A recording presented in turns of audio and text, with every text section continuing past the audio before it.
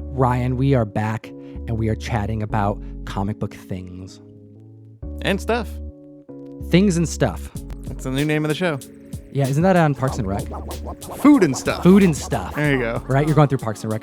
Russ is actually finishing up his first round of Parks and Rec. Oh man, lucky. First time ever. Magical. Experiencing all these things for the first time. I'm just like super jealous. Better than The Office. It's not better than The Office. They're different shows. It's a bad way to start this whole hour discussion between you and I, but I'm a believer that Parks and Rec is the superior program.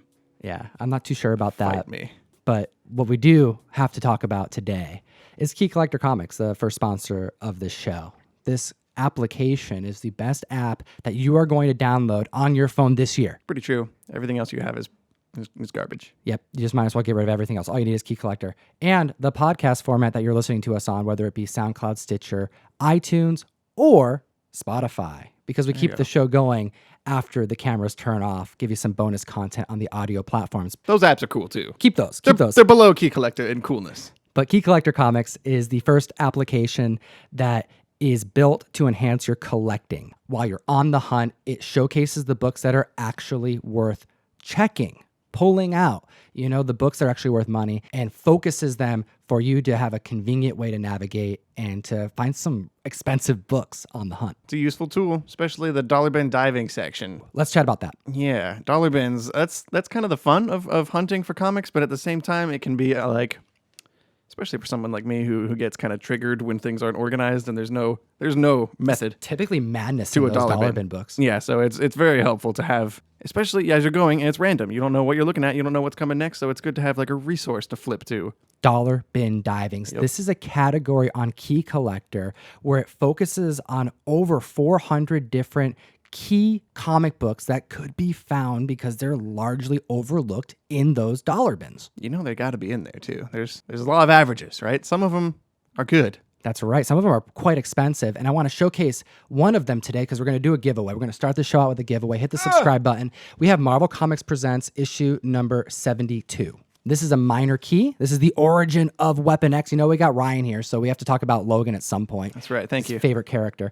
But this actually starts the origin issue and goes straight until 84. But this book, this is a $15 book, high grade. You can get like $25, $30 for it. And we're going to be sending 2 of them out to the community. So comment down below on the YouTube video. To all of our audio listeners, go to that YouTube video, comment so you can enter to win one of these books. And let's also talk about the mystery mail call, Ryan. What mystery mail call? What is that? That's our comic book subscription service. It's monthly. Monthly, we send comic books to the community in a box with care from us, and you get 4 to 7 comic books, one of them being an exclusive that everybody's going to get. Hold up, what? That's right. The exclusive is new, and we're kicking off this month with our first ComicTom101 exclusive, courtesy of Scout Comics. Use code TOM101 on scout.com to get 10% off your order, but they've hooked us up with Gutt Ghost #1, the Comic Tom variant. It pops too. I'm a fan of the variant. It looks so good, man. So many lines. That's right. And every mail call member is going to be getting one of these low print comic books. You will be able to find them on Scout's website, but if you don't want to fight for your copy, just go to the link in the bio, join the community, and let's get into the show. Let's do it. Okay. So, Ryan, that was a really long intro. That was. But you know what? We're going to keep going because that is how we do it. And we are moving on. We're going to move on because I want to talk about not so terrific comics. It's terrific comics, but not so terrific as Bleeding Cool put in their article this week. I was going to say, I hope that's not the name of their company because that's setting the bar pretty low. It's like, we're all right. Let's just be real.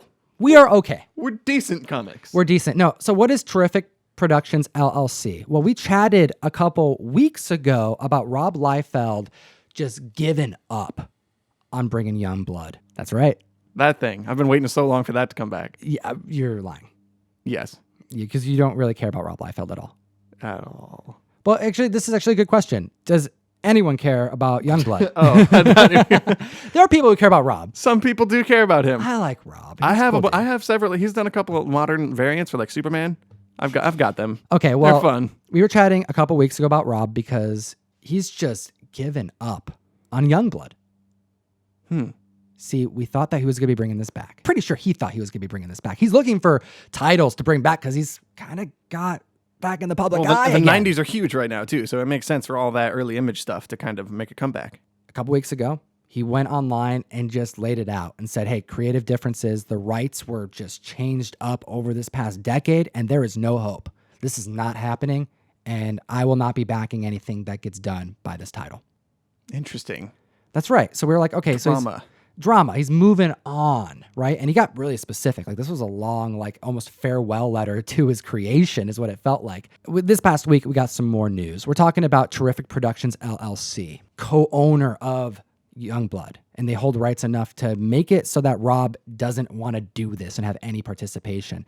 And what's going on is Rob said that in this message that he posted online, that it was all bad, that this conversation that he had with the now partial owner who owns some rights is just no good, that there's no hope, and he's got to walk away. So obviously their conversation went really south.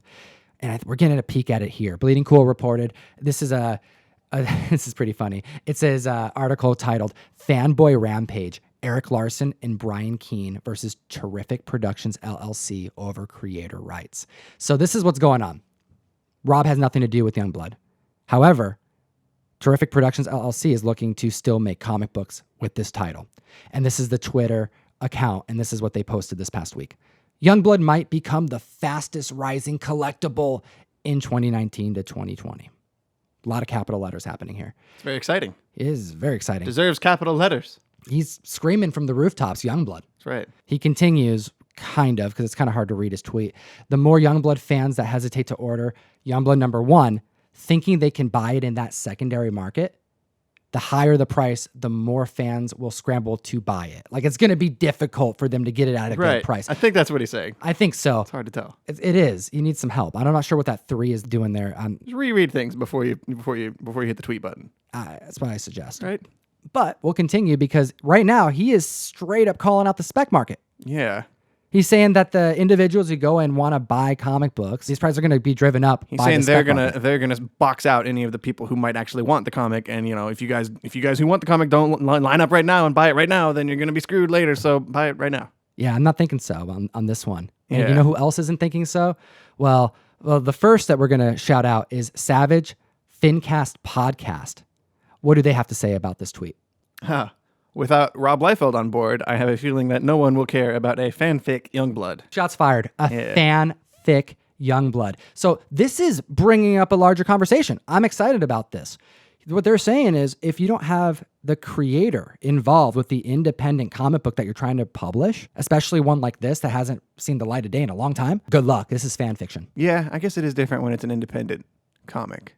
Because I'm thinking about Superman, Batman, the rights to them got passed on, from their creators, obviously aren't in charge of that anymore. So there's been other creations who have outlived their creators, but this is a different thing. It is. Eric Larson continued this tweet by saying that he agrees. Without Rob's involvement or support, Youngblood has no chance. Rob's audience was there for Youngblood because he was doing it. They weren't fans of the property in the abstract. Well put. That's a good point. They're Rob Liefeld fans.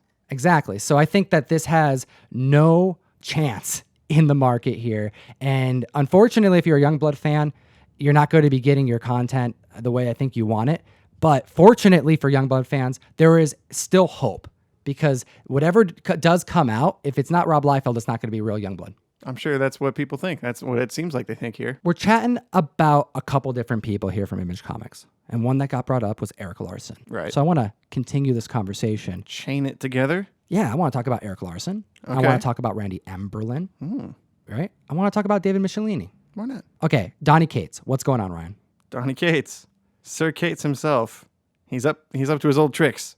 He's tweeting old comic issues. That's right. That's what he does. I love it. Generating speculation. He's a speculation human being, like a machine. He's just pumping stuff out, man. Maybe he's a machine. The December solicit for Venom Island has hit the internet. This is debuting in December, and this is debuting after the finale of Absolute Carnage.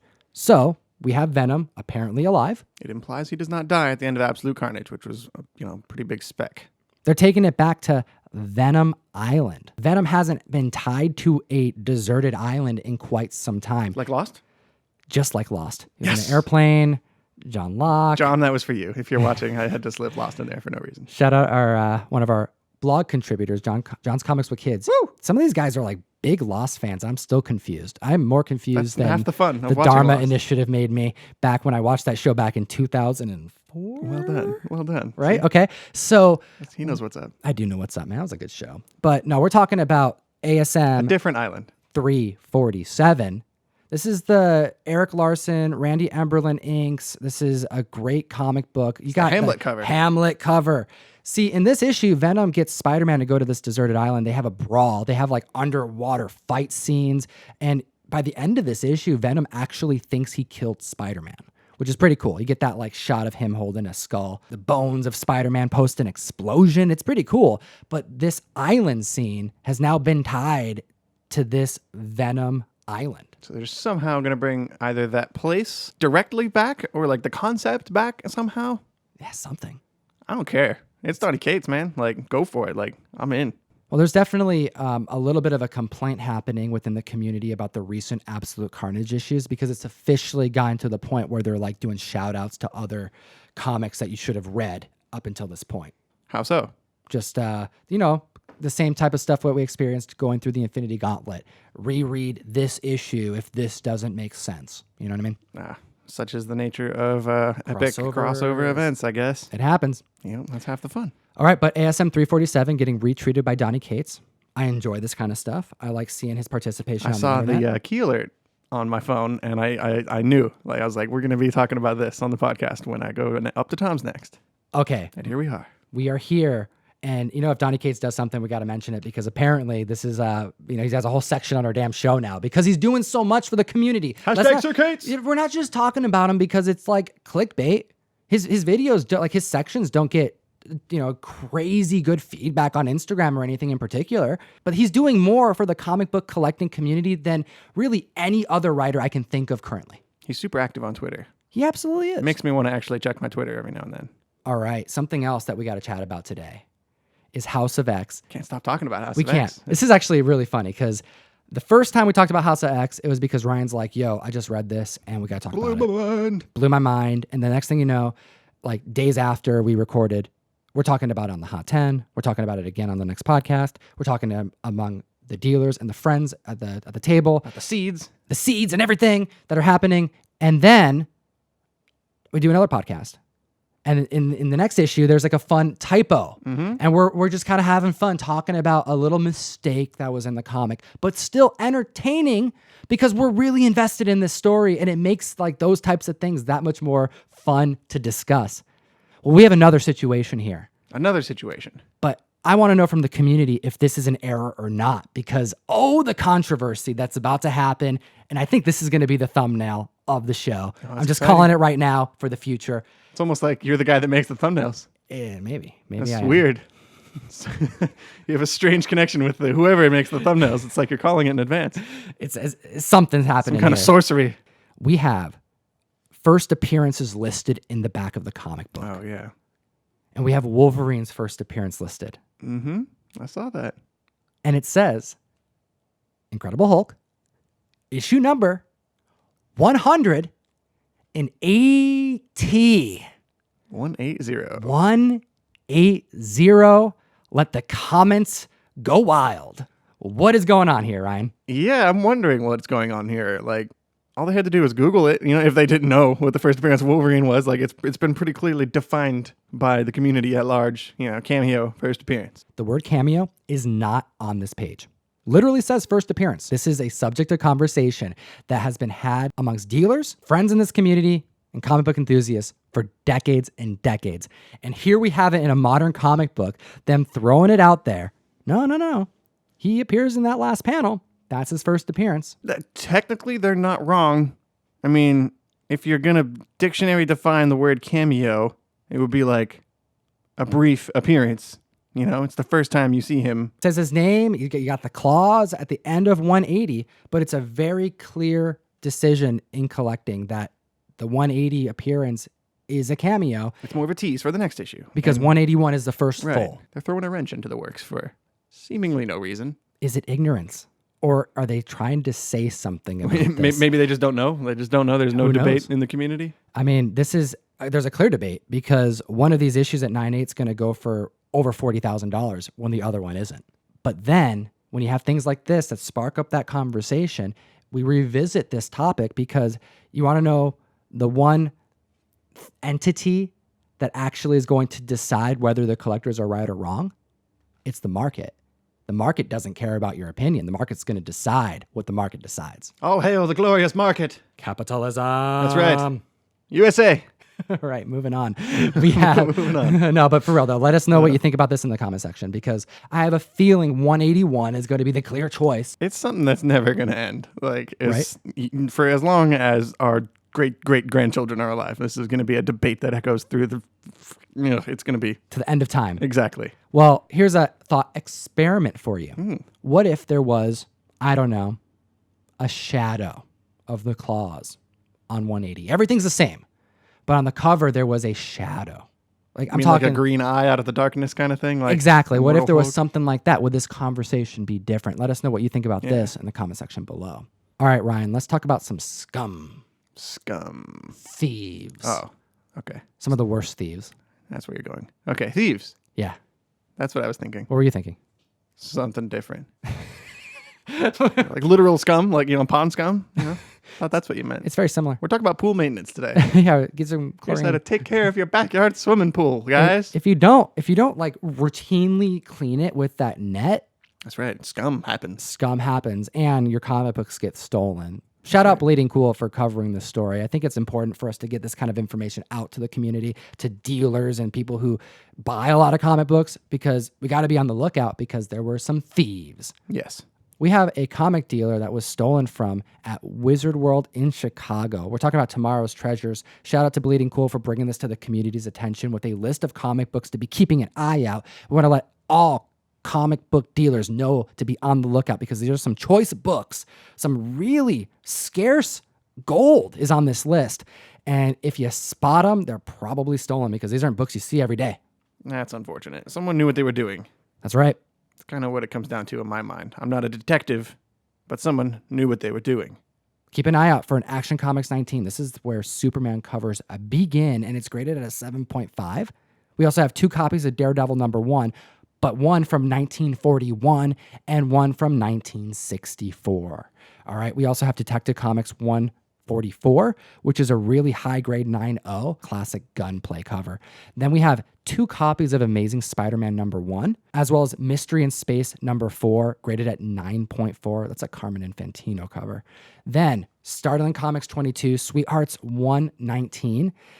Oh, and then this is where it gets really tough. We have some of my favorite sci-fi covers, Tales of Suspense 2 and 3. Issue #2 is a Steve Ditko cover. Awesome, like UFO stuff going on. And then Tales of Suspense #3 is a John Buscema cover. Then finishing off the list, we have Tales to Astonish issue #9, graded at an 8.5. This is no good, but this is only one of 3 different stories that are actually part of this article that I encourage the community to hit the description and check out. Thanks, Bleeding Cool, for publishing this. This helps keep comic dealers from buying stolen stuff because then it just makes it the crime so much more layered because these dealers are typically friends. A lot of these dealers know each other. And the worst thing is when you have more than one dealer get involved so that there's all this money lost. It's not just the one time the book was taken. It's somebody who bought a ticket for Comic-Con. It's somebody who knows comics enough to know that, this book is worth more to steal than this other book. Like, it makes sense that it would be, somebody in the community, somebody who another dealer knows. And it sucks. It really sucks. Let's chat viewer comments. Ryan, what do we got? We got some good ones. We always have some good ones because the community is always so boisterous in the comment section. And we read those comments. Sometimes multiple times a week or multiple times a day. From Casey Vigilante. As always, great vid. Really enjoying this series. You mentioned the Montana collection vid you did with your dad. Those videos you did with your pops are some of my favorites. Need to get him on some more. Absolutely. He's really busy. He's been working a lot lately, but he's been talking about coming back to the mic. I know he just got a new painting done by Art Baltazar from Oh Yeah Comics. Oh, yeah. He's talked about bringing that here to the table to open up, so maybe we'll be seeing him soon. That makes sense. And I've written one article right now on our ComicTom blog ComicTom101.com/blog. I've written one article on there going over an older video of ours from last year. So I think I'm going to track down this Montana collection video and maybe write that up, give it a link, give it a little bit of a boost. That's a good idea. We have a lot of old content Yeah. from back when we were like sitting under 1,000 subs for quite a while. Exactly. And those are stories that I feel like we've already told. So I don't really want to tell them again. Right. But maybe you can help bring them back to the community's attention. Now that we try have to. a lot of new viewers. And shout out to all the new viewers. Thank you. We love you guys. And then we have a comment from Anna Reeds. Anna reads comics. I'm here to say that Ryan breaking figures is my favorite thing. Neo's fine for now. Keep him there. Don't touch him. Don't touch him. Don't touch him, man. You're going to knock it over. Ryan, you This definitely... is a really wobbly stack of books. Like we should Yeah. probably fix this. I don't know, maybe we'll do something new. Your hardcovers are definitely... no, it wasn't the books. I picked it up and tipped it over. And That was all your fault. that was not... I can't blame that on the pile of books. But you know what? Anna is another contributor to the ComicTom101 blog, and she just started her YouTube channel, which Yes, is she really did. exciting. So I'll put her link in the bio as well. Let's move on to Marvel doing some crazy announcements at D23. There's just a lot that happened this week, and I want to just kind of dive into some of the stuff that I felt was most important. You know, a lot of this wasn't that new. Like, there's only a couple new announcements. A lot of this was just kind of actor announcements, who's going to be playing certain roles and kind of what we can expect in these new franchises that they're bringing to the Disney Plus streaming service. Did get the feeling that they were holding stuff back at San Diego. A little bit. It felt like Marvel kind of kept some things up their sleeve, and clearly they were, because this is like, what, less than a month later? Yeah, you know, they probably thought that because DC didn't bring anything to Hall H, that they didn't have to bring as much heat to that convention. And that's why they announced 3 more things in just 4 weeks later. Yeah, I guess that's true. All right, the first thing we got to chat about is What If. Yes. That whole series run. It sounds exciting. It's going to be animated, but I think that's I'm important. very excited for that. Like, I don't even care. Like, that gives them more freedom. They're going to get a bunch of the original cast members back. This is probably in my top 3 favorite things coming up from Marvel in the next year. This is exciting. Not even just Disney Plus specific? No, just I mean Marvel, period? Marvel, period. This Yeah. idea is fantastic. We have 23 episodes True. that's going to be matched up to 23 different films. What if this one thing went different in this particular movie that we've all seen? So each of the 23 films in the MCU so far is going to be getting like one episode based around it as a what if concept. Yeah, and ideally they pick things so in cool. there that should have, that's thought-provoking, that maybe people wished played out differently. I'm thinking, like, what are they going to do with Iron Man 3? I want to see what the Doctor Strange episode looks like. Ooh, okay. How that could be different. Ooh, that's cool. The movie was cool, but it wasn't as cool as I wanted it to be. So I feel like, this gives them another chance. I wonder if we're going to see Thanos stuff. You have to, right? Infinity War was like the Thanos movie. So Yeah. So what if Thanos was green instead of purple? all right. Imagine that. Imagine that. Well, we do know that Peggy is going to be getting her time as Cap. That's like the one detail we have ironed out right now, right? So that's got to be the first Avenger movie, the first Captain America film. I'm thinking so. Like if she gets the serum instead of Steve Rogers. But the new spec with this is that, well, she's British, so they're not going to call her Captain America. We're probably going to be getting Captain Britain, which now brings back the conversation to past speculation. People thought Captain Britain was happening. We were thinking of Henry Cavill, potentially. But now we know that is for sure not happening. And then with this further information on who we're going to be getting probably called Captain Britain, I think that's going to be a failed spec. And now we have kind of a new direction. Interesting. Yeah, happens. Nice subversion. Moving on to Winter Soldier and Falcon. That's going to be a cool show. I'm excited about this. Not a whole lot of news, but what's interesting is that the announcement about John Walker being played by Wyatt Russell. Interesting. Yeah, so that throws a whole kink in this idea that Sam Wilson's going to be taken over as Captain America. And considering that the Falcon is in the name of the show, I think that this may be a large part of the story. Maybe the decision wasn't Steve's to make. As to who gets to wield the shield next. To be fair, Sam stole the suit that he uses from the military. And he's just some guy that Steve met while he was jogging, right? He's not like he's a soldier, right? He's Yeah. I guess he could be trusted in I that mean, sense. right? Yeah. He's not like a government agent or anything. Like it feels like they would probably want to promote somebody in-house True. to be Captain America, not just some guy that Steve knows. We got some like cast announcements on the Scarlet Witch and Vision show. WandaVision. It looks like they're just gonna straight up do the Tom King run. Mm-hmm. It's going to be probably pretty strange. Yes, I'm excited. I like it. The solicit with the picture showing like the 60s They're types doing a of... very like I Love Lucy, Beaver Cleaver kind of feel to it. Yeah. Americana 50s kind of feel to it. And considering that the Vision is dead in the MCU, at least we think he is, safe to assume that Scarlet Witch has something to do with this. But I liked seeing the shadows in the background of the classic costumes. So we'll have to wait and see to find out. But we have a lot of appearances from other actors that have debuted in the movies. WandaVision for me is like the biggest question mark. The rest of these shows kind of explain themselves. You got like a Loki show, you got a Hawkeye show, you got a Captain America show. But WandaVision, like half of the characters in the title are dead. Absolutely. What's it going to be about?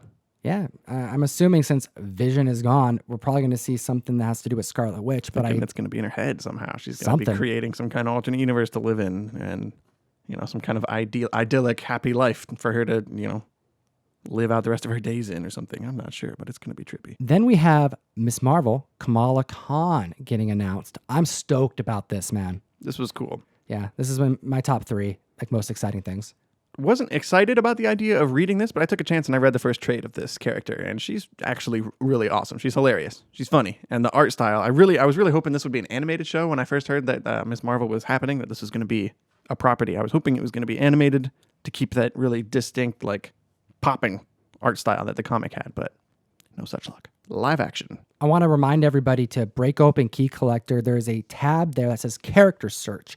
If there's a character you want to get just some key comic book information on, type in the character name, click OK, and it's going to pull up the most relevant key books that you need to be taking a look at, that you need to know. Because Kamala Khan has some interesting first appearances. Outside of the all-new Marvel .1 issue where she gets her first full appearance in continuity, we have the Captain Marvel issue number 17, which came out a month prior to that. It has Kamala Khan as Miss Marvel in costume on the cover. This is an anomaly. This is like one of those weird situations where you have a key book that becomes key status because her being featured on the cover, but not actually in the pages and not even debuting in continuity for as much as a month.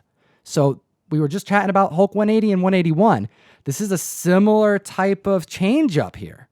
Comic books. What's intriguing is that the Marvel .1 Now comic, which is seeing spikes to like $30 to $40 as her first appearance, well, it pales in comparison to that second print issue number 17, which is hitting highs at $500. If only there was some way to keep all this information straight and portable and on your phone or something, that you could download some kind of application to keep all this straight. If only there was some way. Moon Knight is coming. What? This blew everyone's mind. That's my favorite. I'm stoked for Moon. Well, I'm stoked, but I'm also extremely nervous, especially after hearing Kevin Feige say action adventure. That's the part that I'm a little worried about, man. Yeah, Moon Knight should not be doing an action adventure show for this. This should be moody. This should be dark. This should be cerebral. Mm-hmm. It should feel like Legion felt on FX. Absolutely. Like a head trip. Like, this guy's crazy. He's got multiple personalities. Yeah, I'm a little concerned. Action adventure. We have nothing to go on. This is all so new. But is this guy actually have superpowers or not?